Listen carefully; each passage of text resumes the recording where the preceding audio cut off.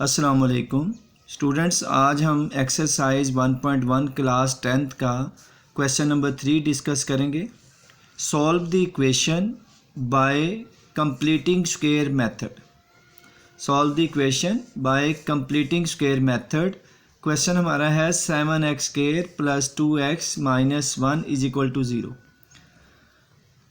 जिन लोगों ने अभी तक मेरे चैनल को सब्सक्राइब नहीं किया वो जल्दी जल्दी सब्सक्राइब कर लें और बेल के आइकन पर क्लिक कर लें ताकि हर आने वाली वीडियो आपको मिल सके।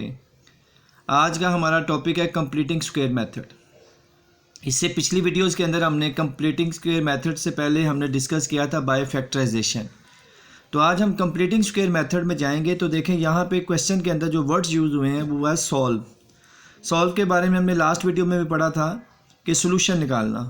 ठीक है, जब भी सॉल्व का वर्ड आता है तो आपका जो सोल्यूशन है वो आपने फ्लावर ब्रैकेट के अंदर लिखना होता है। इसी तरह यहाँ पे एक वर्ड यूज़ हो रहा है इक्वेशन। ठीक है, हम लोग डिस्कस करते हैं कि सॉल्व के बारे में। कल भी हम लोगों ने पढ़ा था कि सॉल्व का मतलब है सोल्यूशन निकालना।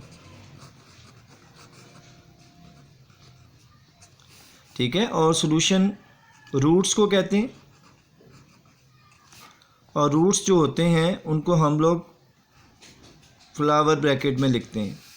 इसी तरीके से आज हमारे पास एक वर्ड आया है इक्वेशन।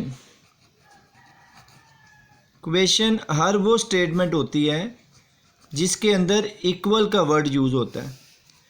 जिसमें भी इक्वल का वर्ड आएगा उसको हम लोग इक्वेशन बोलेंगे। क्या बोलेंगे? इक्वेशन। ठीक है, इसी तरीके से हमारे पास वर्ड आया था स्क्वायर। अब ये जो स्क्वायर है इसका मतलब होता है परफेक्ट स्क्वायर। यानी जैसे 49 है तो 49 हम देखेंगे किसका होल स्क्वायर बन रहा है। इसी तरीके से 4 देखेंगे, ये किसका स्क्वायर है? 2 का स्क्वायर है। अगर हम इसी तरीके से 7 देखें तो देखें 7 किसी का भी स्क्वायर नहीं बनता। इट मीन्स कि हमें वो वैल्यू चाहिए जो परफेक्ट स्क्वायर हों। ठीक है, तो आज का जो हमारा टॉपिक है वो है कंप्लीटिंग स्क्वायर।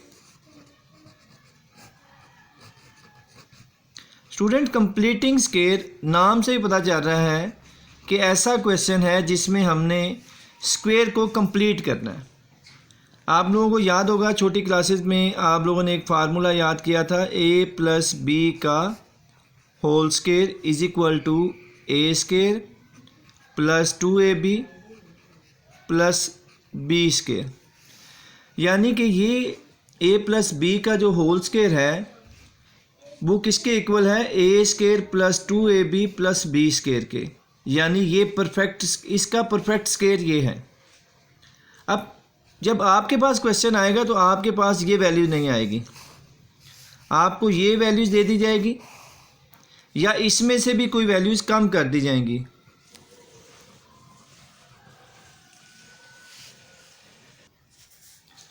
तो a² + 2ab यानी इस फॉर्म में भी हमारे पास वैल्यूज़ आ सकती है। तो फिर हमें यहाँ पे इसे कंप्लीट करने के लिए जो वैल्यूज़ कम है उसे कंप्लीट करना होगा।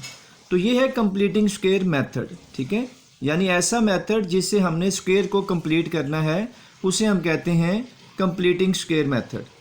अच्छा, अब कंप्लीटिंग स्क्वायर मेथड्स में कुछ स्टेप्स हैं। जैसे आपने पहला स्टेप याद रखना है कि हमारे पास अगर कोई भी क्वेश्चन आ जाता है, लेट्स सपोज 3x² + 4x + 5 = 0, तो फर्स्ट स्टेप हमारा क्या होगा कि जो भी x² का कोफिशिएंट होगा हमने उससे तमाम टर्म्स को डिवाइड करना है। ठीक है, दूसरे स्टेप में हम क्या करेंगे, फिर जो कांस्टेंट होगा उसको राइट साइड पे शिफ्ट करना है।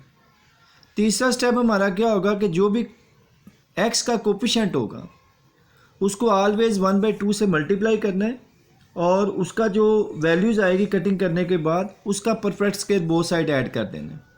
तो अब हम अपने क्वेश्चन की तरफ चलते हैं और वहाँ जाकर हम ये सारे स्टेप्स को एक तरतीब के साथ करने की कोशिश करते हैं ताकि आपको ये क्वेश्चन समझ आ सके। मुझे उम्मीद है कि जो इसमें चीज़ें यूज़ हुई थी उनके बारे में मैंने आपको कंसेप्ट दे दिया, आपको समझ आ गया होगा। सॉल्व का मतलब क्या होता है, इक्वेशन का मतलब क्या होता है, स्क्वायर का मतलब क्या होता है और कंप्लीटिंग स्क्वायर का क्या मतलब होता है। ठीक है, यानी स्क्वायर को कंप्लीट करना।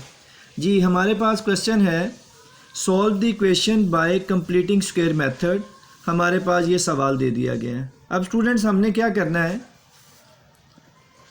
7x² + 2x = 1, यानी सबसे पहले हमने कांस्टेंट को राइट साइड पे शिफ्ट कर दिया ताकि जो हमारे पास दो वैल्यूज़ होंगी उनको हमने कंप्लीट करना होगा, उनको हमने क्या करना है, कंप्लीट करना है।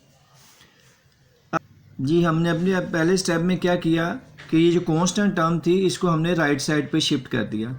अब अगला स्टेप हमारे पास क्या है कि जो भी x² का कोफिशिएंट होगा तमाम टर्म्स को उससे डिवाइड कर देंगे। यहाँ स्टूडेंट्स मैं बताता चलूँ, अक्सर बच्चों को मालूम नहीं होता कि टर्म्स क्या आती हैं।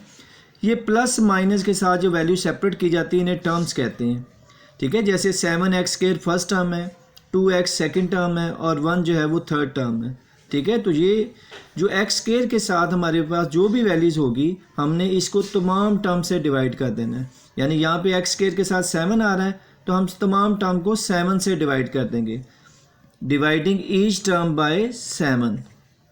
इसे भी हमने 7 से डिवाइड कर दिया,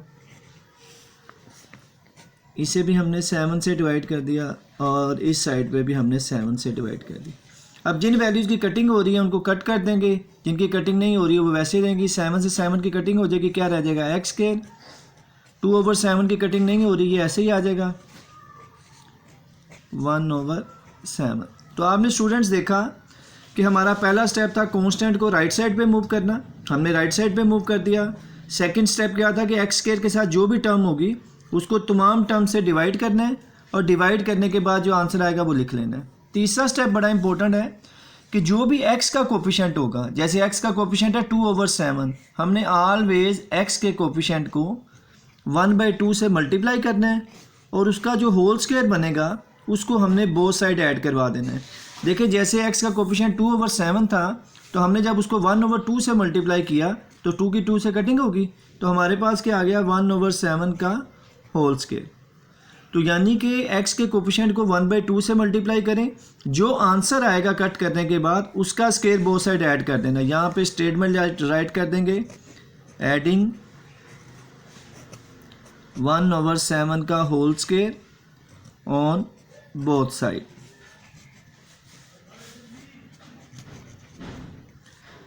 तो बोथ साइड ऐड करने से क्या मतलब है जी, x² + 2/7x = 1/7। यानी अब ऐड करना है बोथ साइड, तो इधर भी प्लस डाल के 1/7 का होल स्क्वायर लिख देंगे और इधर भी प्लस डाल के 1/7 का होल स्क्वायर लिख देंगे। यानी जो भी x के कोफिशिएंट होगा उसको 1/2 से मल्टीप्लाई करके उसका स्क्वायर बोथ साइड ऐड कर देंगे। अब देखिए ये परफेक्ट स्क्वायर बन गया, जैसे हमने फार्मूला पढ़ा था, ये भी a का स्क्वायर है, ये b का स्क्वायर है और दरमियान वाली वैल्यूज़ क्या है, 2ab। तो यानी हम इसको शॉर्ट वर्ड में क्या लिख सकते हैं, x² का यानी x का स्क्वायर है और 1/7 का होल स्क्वायर है।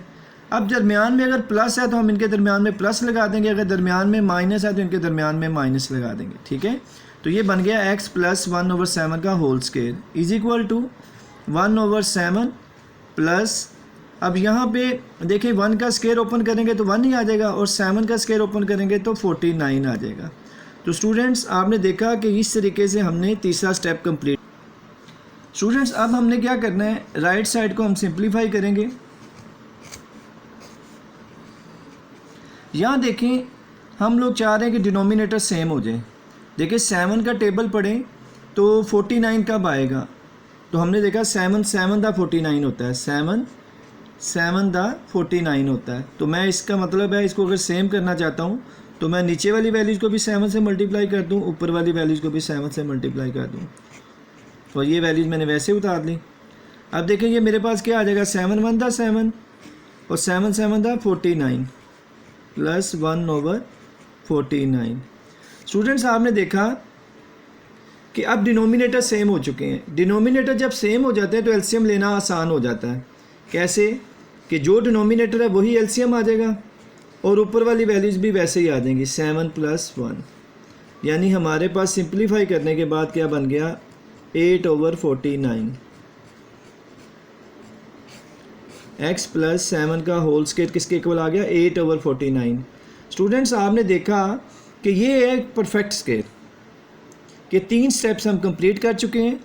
अब जब भी होल स्क्वायर हमारे पास आ जाता है तो होल स्क्वायर को ख़त्म करने के लिए हम लोग क्या करते हैं, टेकिंग स्क्वायर रूट लेते हैं। क्या लेते हैं? Taking square root on both side.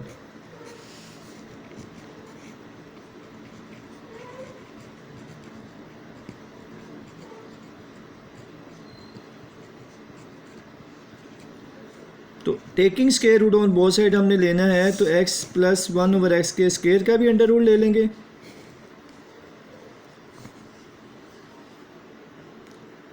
और इसी तरीके से 8/49 का भी अंडर रूट ले लेंगे। तो आपने देखा स्टूडेंट्स, ये स्क्वायर से कैंसिल हो गया, तो क्या रह गया? x plus 1/x। और इसी तरीके से जब भी स्क्वायर रूट लेते हैं प्लस माइनस का साइन आता है, ये प्लस माइनस का साइन आ गया। 8 का अंडर रूट क्या होगा? 2/2। 8 का अंडर रूट क्या होगा? 2/2। और 49 का अंडर रूट क्या होगा? 7। स्टूडेंट्स यहाँ पे आपको मैं बताता चलूँ कि 8 का जब हम कैलकुलेटर पे अंडर रूट निकालते हैं तो वो अंडर रूट जो है वो पॉइंट्स में आ जाता है। तो ऐसी सूरत में आपने क्या करना है, आपने इसके फैक्टर्स बना लेने हैं। 2 4 द 8, 2 2 द 4, 2 1 द 2। तो 2 पेयर्स की एक वैल्यूज़ आ जाती है, यानी जहाँ 2 सेम वैल्यूज़ होंगी वहाँ पे एक वैल्यूज़ अंडर रूट के बाहर आ जाएगी, और बाकी जितनी रकमें बचेंगी जो पेयर नहीं होंगी वो अंडर रूट में ही रहेंगी। तो देखें, यह 2 2 का एक 2 बाहर आ गया और ये 2 इनसाइड द अंडर रूट ही रहा। तो ये आपके पास आ गया 2/7। जी अब हमारे पास ये चीज़ आ चुकी है। अब हमें क्योंकि x की वैल्यूज़ फाइंड करनी थी, सॉल्व मीन कि आपने रूट्स फाइंड करना था, यानी जो भी वेरिएबल है उसकी वैल्यूज़ फाइंड करनी थी। तो ये 1/7 इधर प्लस हो रहा है, राइट साइड पे आगे क्या आ जाएगा? माइनस हो जाएगा। तो ये -1/7 हो गया, प्लस माइनस 2/2/7। अब देखिए फिर डिनोमिनेटर सेम आ चुके हैं, तो हम क्या करेंगे, इसका एलसीएम ले लेंगे। एलसीएम फिर 7 ही आ जाएगा। हमने कहा था जब डिनोमिनेटर सेम होते हैं तो वही वैल्यूज़ एलसीएम में आ जाती है और न्यूमिनेटर वैसे ही आ जाती हैं, ऊपर वाली वैल्यूज़ वैसे ही आ जाती हैं। तो स्टूडेंट्स ये हमारा सोल्यूशन आ गया। अब हमने इसको सोल्यूशन सेट में लिखना है। मैंने आपको पहले भी बताया था कि सोल्यूशन सेट का मतलब है कि फ्लावर ब्रैकेट में आंसर लिखना है आपने। -1 प्लस -2/2/7। तो ये हमारे पास कंप्लीटिंग स्क्वायर मेथड का जो क्वेश्चन आया था वो क्वेश्चन हमने सॉल्व कर लिया है। इसी तरीके से आप लोगों ने मैथ की प्रैक्टिस करनी है। जितनी मैथ की प्रैक्टिस करेंगे उतना ही ज़्यादा मैथ आपको आता जाएगा, और जितनी आप इसकी प्रैक्टिस कम करेंगे उतना ही आपको ये कम आएगा। तो बस यही फार्मूला एक है मैथ को सीखने का कि इसकी प्रैक्टिस ज़्यादा से ज़्यादा करें। इंशाल्लाह नई वीडियो के साथ मुलाकात होगी, तब तक के लिए अल्लाह हाफिज़।